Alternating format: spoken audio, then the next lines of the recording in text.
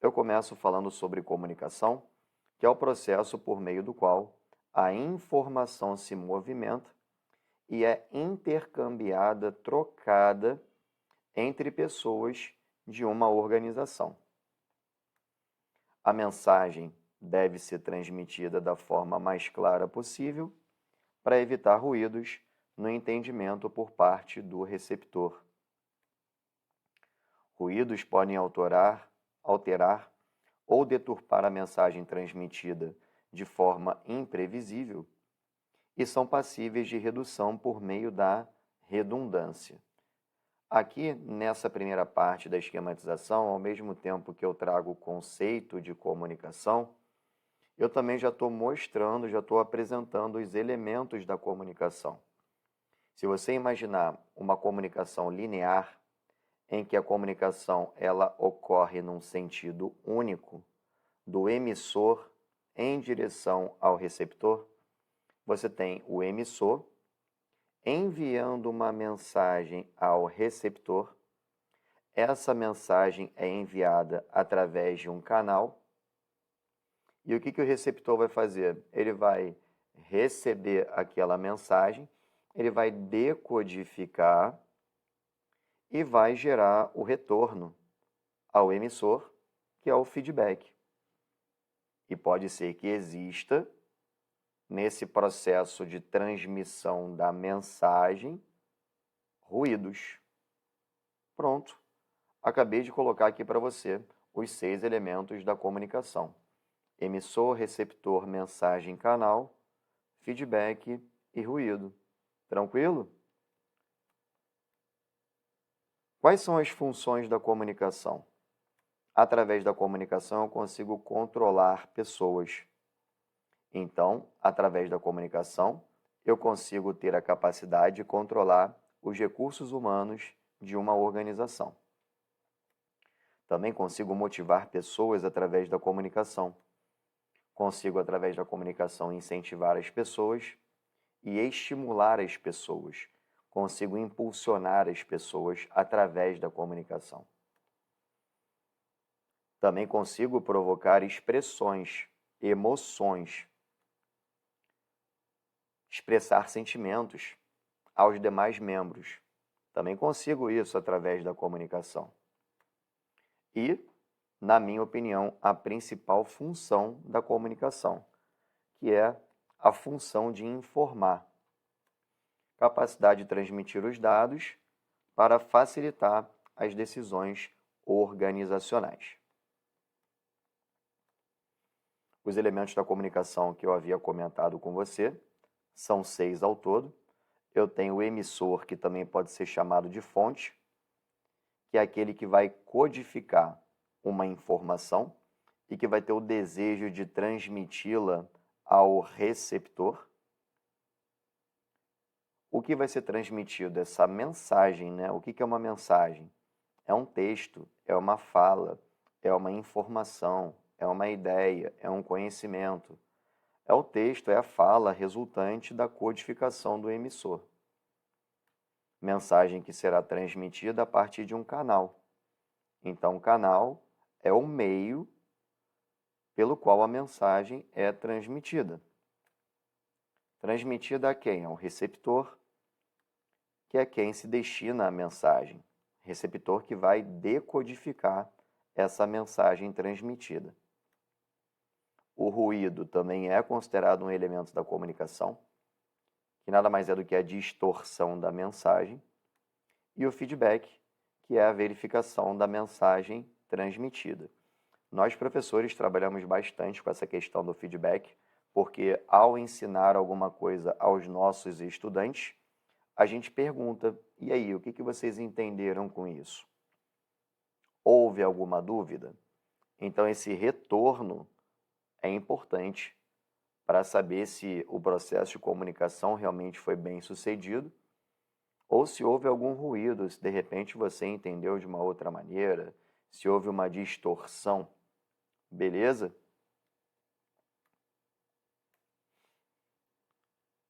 Existem determinadas barreiras no processo de comunicação que eu trouxe para comentar com vocês e que costuma ser cobrado em provas. Quais são essas barreiras? Eu tenho a filtragem, que significa manipulação da informação pelo emissor, que é aquele que emite a mensagem, para que ela seja vista de maneira favorável pelo receptor. Então, toda vez que o emissor manipula a informação para o receptor recebê-la e proporcionar uma impressão favorável a ele, isso significa a filtragem como barreira da comunicação. Informação manipulada. Manipulada para que o receptor a perceba de forma favorável. Normalmente não perceberia assim, mas em razão dessa manipulação, há um propósito de manipular a informação, e esse propósito é realizado pelo emissor para que o receptor receba essa informação de maneira favorável, beleza?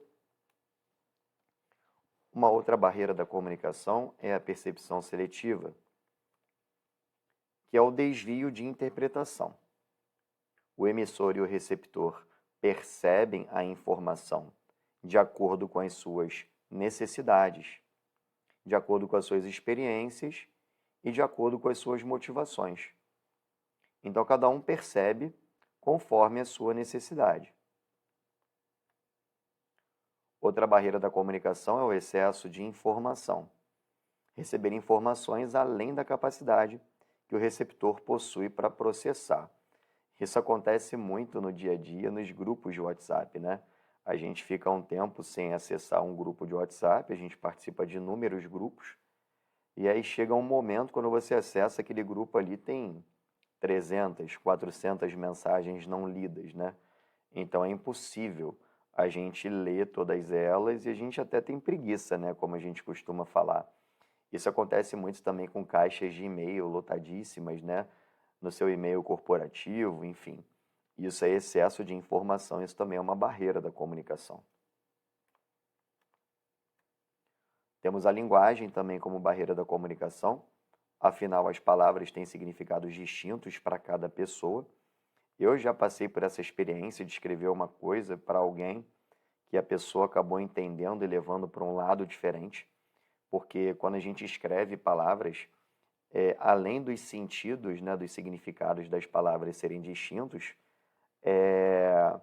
não representa muitas vezes, né, aquilo que a gente está sentindo, os nossos sentimentos, como gostaríamos de pronunciar aquelas palavras.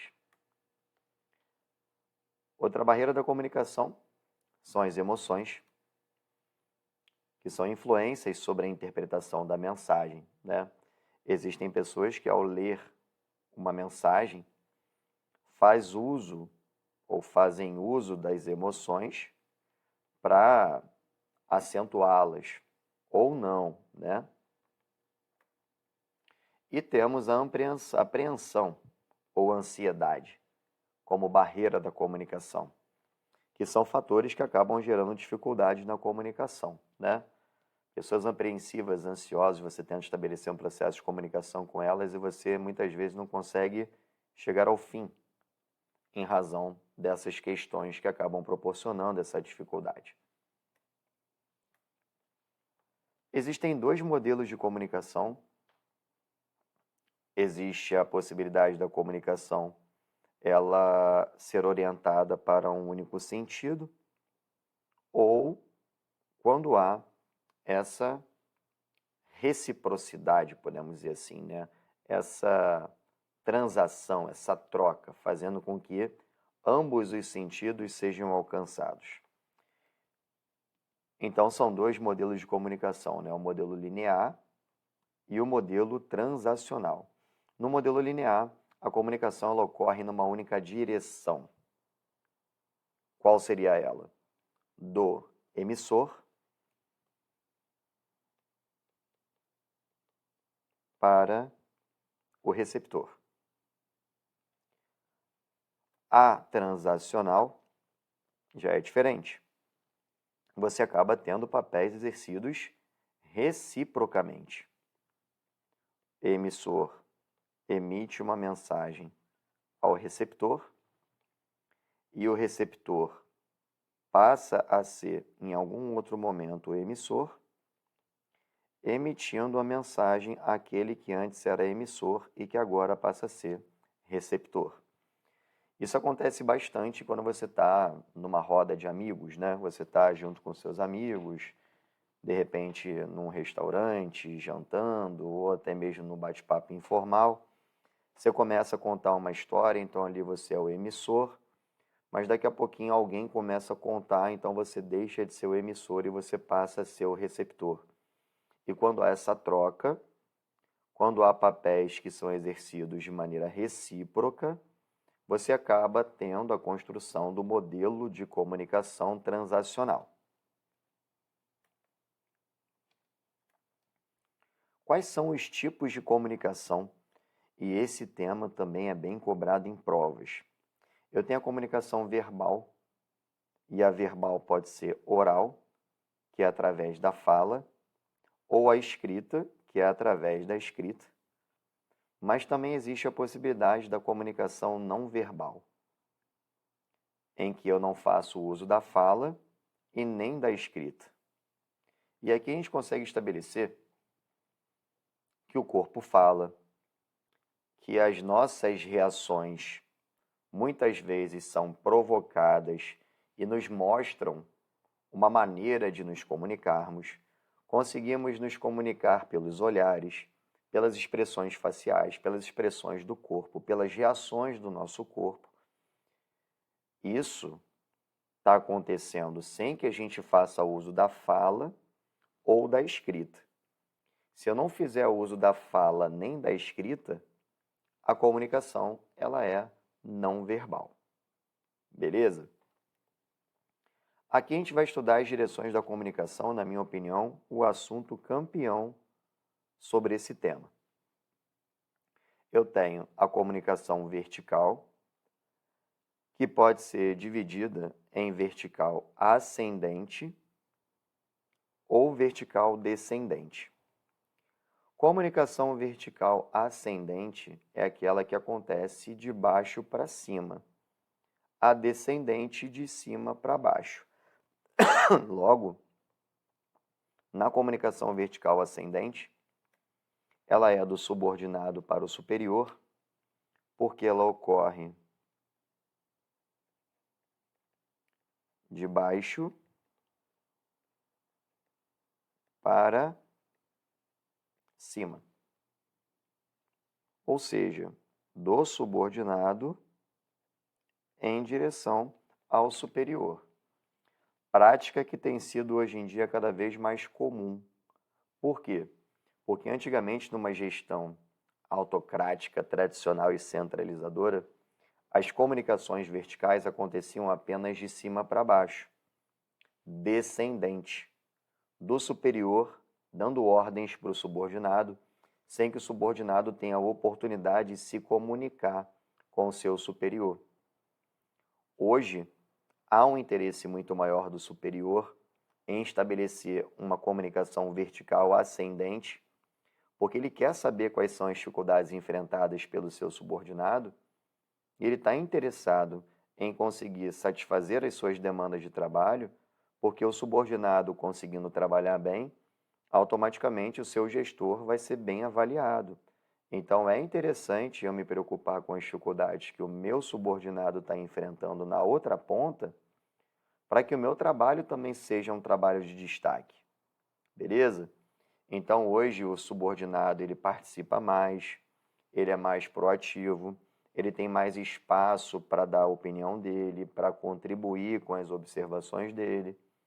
Isso é uma comunicação vertical ascendente, de baixo para cima, do subordinado para o superior. Mas também temos a vertical descendente. Aqui já é de cima para baixo. Ou seja, do superior em direção ao subordinado. ficou junto ali, né, o de cima, mas eu não quis escrever junto não, tá, gente? Vou corrigir aqui, pronto. Aqui, então, é do superior para o subordinado, que era muito comum, né, na gestão tradicional, autocrática e centralizadora. Além disso, nós temos a comunicação horizontal, que também pode ser chamada de lateral. Ela ocorre entre pessoas que estão no mesmo nível da empresa ou que pertencem ao mesmo departamento, tá? E quando for diagonal, é porque essas pessoas estão em diferentes níveis ou em diferentes departamentos.